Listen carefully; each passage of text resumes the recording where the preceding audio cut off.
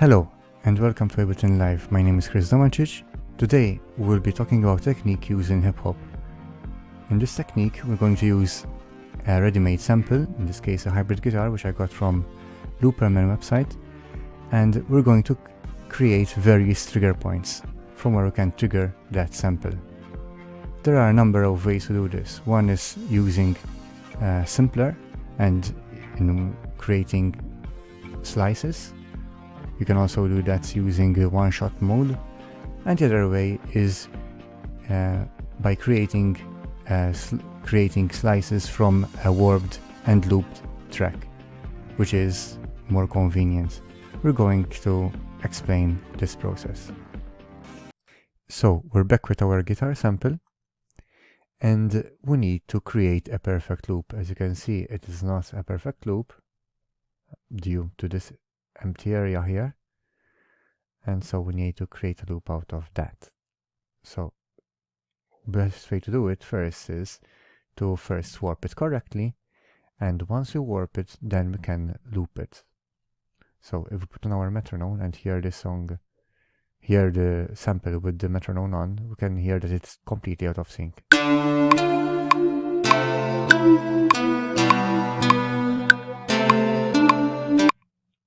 So before starting the warping process, or else rather part of the warping process, is choosing the warping algorithm. As you can see here, we've got a number of algorithms: beats, tones, structures, repitch, complex, complex pro. Basically the most important ones which I find very useful are beats, which I use for drums because they have sharp transients. In other cases I use complex or complex pro. Basically complex pro is a little bit more heavy on the CPU. Complex and complex pro are used mostly with vocals and with any other kind of audio content. Sometimes repitch is useful, mostly for example if you want to create that old vinyl effect. For example, if you want to shorten the clip, you will actually get the pitch to go upwards, and if you lengthen the clip, you get the pitch to go downwards. So basically that's a trick which you can use to actually emulate the old vinyl days. So in this case we're going to use Complex Pro, and you can also note a little bit of a difference. So we're going to, what we need to do here is we need to move these, we need to create warp markers here. Okay, these are currently transients, so we double click to create a warp marker. If you want, you can also shift and drag to move the transient, but we don't want that. All we need to do is to move that, to create a warp marker and move that warp marker on the downbeat. So if we put our metronome on, we can actually check if that's correct. Okay, so that's working correctly.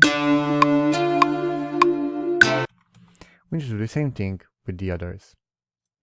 So we need to find more areas where we can arrange the audio content.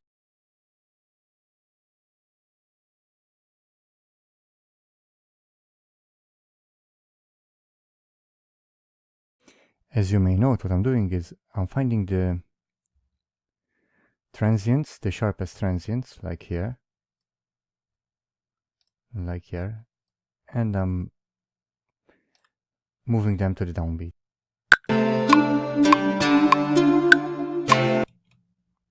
There's another one here. Maybe that's too much, let's check.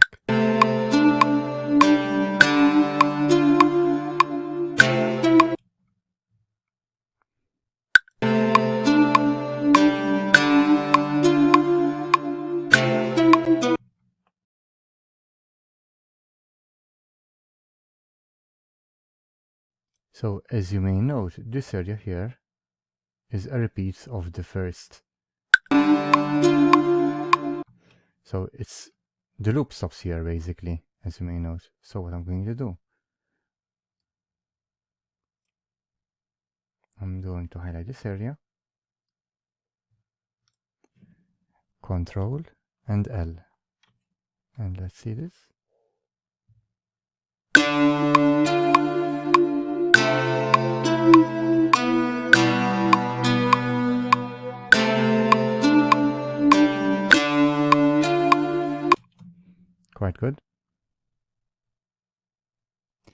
So you may know that I have 4 markers, 1, 2, 3, 4, all set on the downbeat, on the first, second, third, and fourth respectively. So we can work with this one. I can now, this is warped, I can right click, slice to a new MIDI track, and I can choose by warp marker. So like that I get a slice per beat, per downbeat. And there are my 4 slices. And if I click here, you can see them here. So now I can solo and play.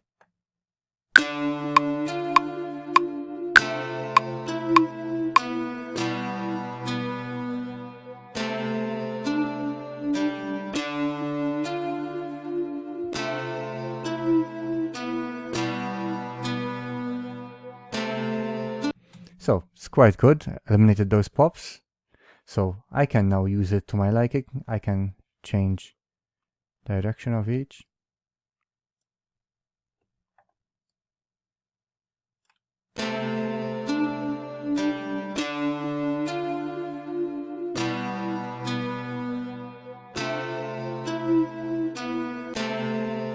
There you have it. And that's the new sample. So once I have the slices, then I can utilize the slices as I like, basically, to create a totally new sound with the current sample. Hope you enjoyed it, guys. If you have any questions, just post in the comments below. Thank you.